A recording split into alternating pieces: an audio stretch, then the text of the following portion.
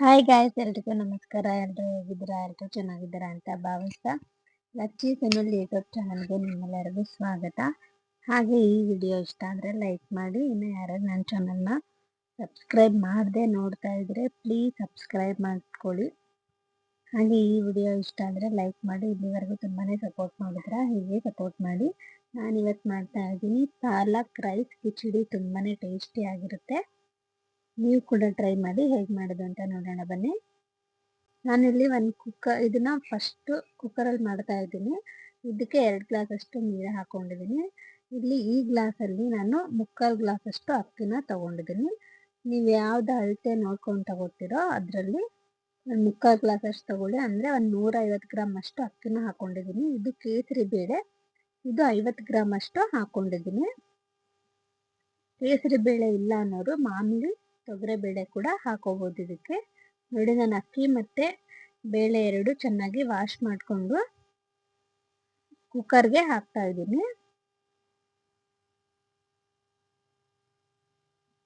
ಇವಾಗ ಇದಕ್ಕೆ 1/4 ಸ್ಪೂನ್ ಅಷ್ಟು ಅರಿಶಿನ ಪುಡಿ ಅಥವಾ 1 ಚಿಟಿಕೆಯಷ್ಟು ಅರಿಶಿನ ಪುಡಿ ಹಾಕೊಂಡಿದ್ದೀನಿ. ರುಚಿಗೆ ತಕ್ಕಷ್ಟು ಉಪ್ಪು ಹಾಕೋಬೇಕು. 1 ಸ್ಪೂನ್ ಅಷ್ಟು ಉಪ್ಪು ಹಾಕೊಂಡಿದ್ದೀನಿ, 1.25 ಸ್ಪೂನ್ ಅಷ್ಟು. ಈಗ ಇದನ್ನ ಕುಕ್ಕರ್ನ ಮುಚ್ಚಿ 1 ಅಥವಾ 2 ವಿಸಿಲ್, ಅನ್ನ ಬೇಯಿಸಕ್ಕೆ ಎಷ್ಟು ಬೇಕೋ ಅಷ್ಟು ವಿಸಿಲ್ ಬಿಟ್ಕೊಂಡ್ರೆ ಸಾಕು. ನಾನು ಇದಕ್ಕೆ 1 ಅಥವಾ 2 ವಿಸಿಲ್ ಬಿಡ್ತೀನಿ. ಇವಾಗ ಅದನ್ನ ಒಂದ್ ಕಡೆ ಬೇಯಿಸಕ್ಕೆ ಇಟ್ಕೊಳ್ಳೋಣ. ಅಲ್ಲಿವರೆಗೂ ನಾವು ಕೆಲವೊಂದು ಪದಾರ್ಥಗಳು ರೆಡಿ ಮಾಡ್ಕೊಳ್ಳೋಣ. ಇಲ್ಲಿ ಒಂದು ಪ್ಯಾನ್ ಅಲ್ಲಿ 1-2 ಸ್ಪೂನ್ ಅಷ್ಟು ಎಣ್ಣೆನ ಹಾಕೊಂಡಿದ್ದೀನಿ. ಅದಕ್ಕೆ ಒಂದು ಚಿಕ್ಕದು ಈರುಳ್ಳಿನ ಹಾಕೊಂಡಿದ್ದೀನಿ.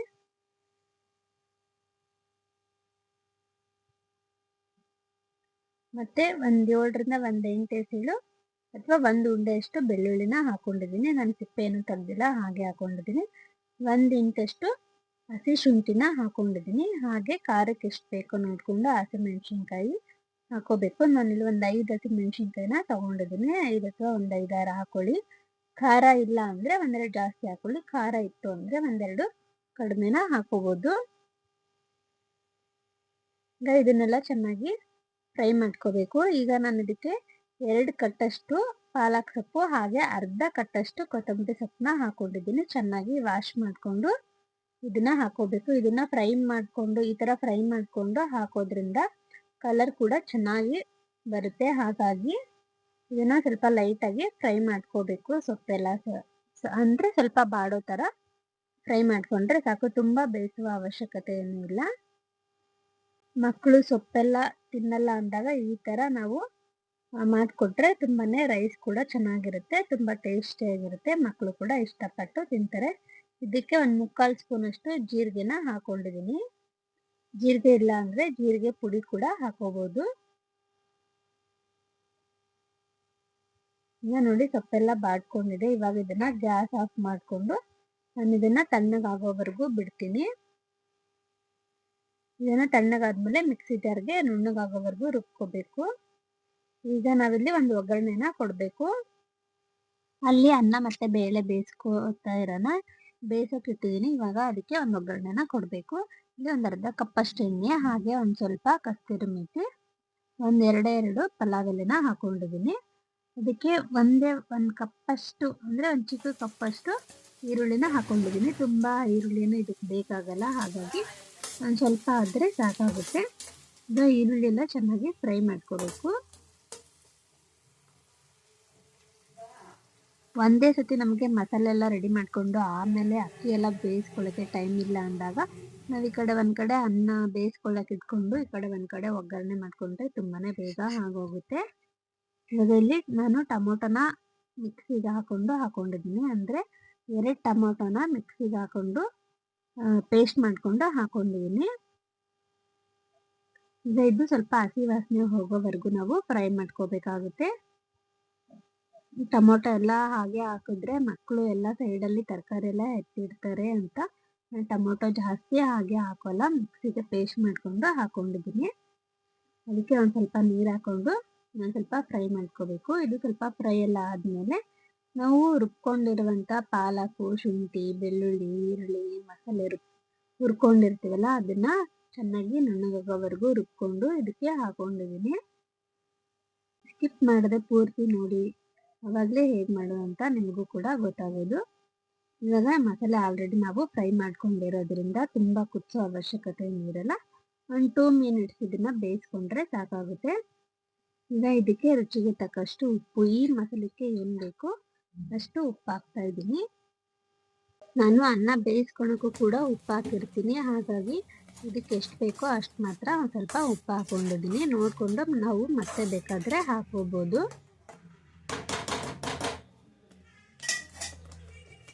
ಇವಾಗ ಇದನ್ನ ಒಂದೆರಡು ನಿಮಿಷ ಬೇಯಿಸೋಕ್ಕೆ ನಾನು ತಟ್ಟೆನ ಮುಚ್ತೀನಿ.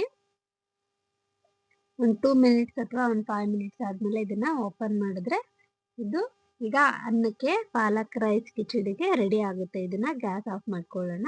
ಈ ಕಡೆ ನಾವು ಒಂದು ಕಡೆ ಅಕ್ಕಿ ಮತ್ತೆ ಕೇಸರಿ ಬೇಳೆನ ಬೇಯಿಸಕ್ಕೆ ಇಟ್ಕೊಂಡಿದ್ವಿ ಅಲ್ವಾ, ಅದು ಕೂಡ ಬೆಂದಿದೆ. ಅದನ್ನ ಓಪನ್ ಮಾಡಿದೀನಿ ನೋಡಿ, ಈ ತರ ಬಂದಿದೆ.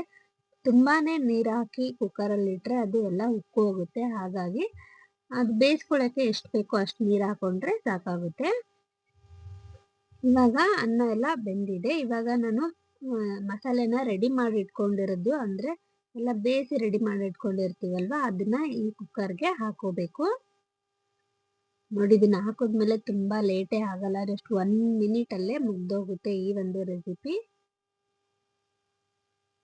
ಈಗ ಇದಕ್ಕೆ ಸ್ವಲ್ಪ ನೀರು ಹಾಕೊಂಡು ಕಲಿಸ್ಕೋಬೇಕು. ಆಮೇಲೆ ಇದನ್ನ ನಾವು ಯಾವ ತರ ಅಂದ್ರೆ ಬಿಸಿ ಬೇಳೆ ಹದದಲ್ಲಿ ಇದನ್ನ ಮಾಡ್ಕೋಬೇಕಾಗುತ್ತೆ. ತುಂಬಾ ತೆಳುವಾಗೂ ಬೇಡ, ತುಂಬಾ ಗಟ್ಟಿಗೂ ಬೇಡ.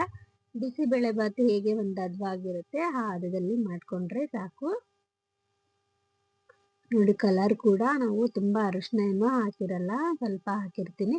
ಬಟ್ ನಾವು ಹಾಕಿರುವಂತ ಪದಾರ್ಥಗಳು ಎಲ್ಲ ಫ್ರೈ ಮಾಡ್ಕೊಂಡಿರೋದ್ರಿಂದ ಸೊಪ್ಪಿನ ಪದಾರ್ಥಗಳು ಕಲರ್ ಕೂಡ ಚೆನ್ನಾಗಿ ಬಿಟ್ಕೊಂಡಿರುತ್ತೆ. ಇದಕ್ಕೆ ಇನ್ನೊಂದು ಅರ್ಧ ಗ್ಲಾಸ್ ಅಷ್ಟು ನೀರು ಹಾಕೊಂಡಿದ್ದೀನಿ. ಇದಕ್ಕೆ ಆಲ್ರೆಡಿ ನಾವು ಟೊಮೊಟೊ ಪೇಸ್ಟ್ನ ಹಾಕಿರ್ತೀವಿ, ಆದ್ರೂ ಕೂಡ ಇದಕ್ಕೆ ಸ್ವಲ್ಪ ಹುಳಿಗೆ ನಾನು 1 ಕಪ್ ಅಷ್ಟು ಮೊಸರು ಮಿಕ್ಸಿಗೆ ಹಾಕೊಂಡಿದ್ದೀನಿ. ಈ ತರ ಹಾಕೋದ್ರಿಂದ ಕ್ರೀಮಿಯಾಗಿ ತುಂಬಾನೇ ಚೆನ್ನಾಗಿರುತ್ತೆ. ಫ್ರೆಶ್ ಆಗಿರುವಂತ ಮೊಸರನ್ನ ತಗೊಳ್ಳಿ. ಈ ತರ ಹಾಕಿದ್ರೆ ತುಂಬಾನೇ ಟೇಸ್ಟ್ ಕೂಡ ಇರುತ್ತೆ. ನೀವು ಕೂಡ ಟ್ರೈ ಮಾಡಿ. 1 ಕಪ್ ಅಷ್ಟು ಮೊಸರು ಮಿಕ್ಸಿ ಜಾರ್ಗೆ ಹಾಕೊಳ್ಳಿ, ಡೈರೆಕ್ಟ್ ಆಗಿ ಹಾಗೆ ಹಾಕಕ್ ಹೋಗ್ಬೇಡಿ. ಮೊಸರು ಹಾಕಿದ್ಮೇಲೆ ಗ್ಯಾಸ್ ಆಫ್ ಮಾಡ್ಕೊಳ್ಳಿ. ಇದನ್ನ ತುಂಬಾ ಕುದಿಸೋ ಅವಶ್ಯಕತೆ ಏನೂ ಇರಲ್ಲ, ನಾವು ಆಲ್ರೆಡಿ ಎಲ್ಲ ಒಗ್ಗರಣೆ ಕೊಟ್ಕೊಂಡಿರ್ತೀವಿ. ಈಗ ಇದಕ್ಕೆ ಸ್ವಲ್ಪ ಖಾರ ಕಡಿಮೆ ಬೇಕು ಅನ್ನೋರು ತುಪ್ಪನ ಹಾಕೊಂಡು ತಿನ್ಬೋದು, ಅಥವಾ ಹಾಗೆ ಕೂಡ ತಿನ್ಬೋದು. ತುಂಬಾನೇ ಟೇಸ್ಟಿಯಾಗಿರುತ್ತೆ.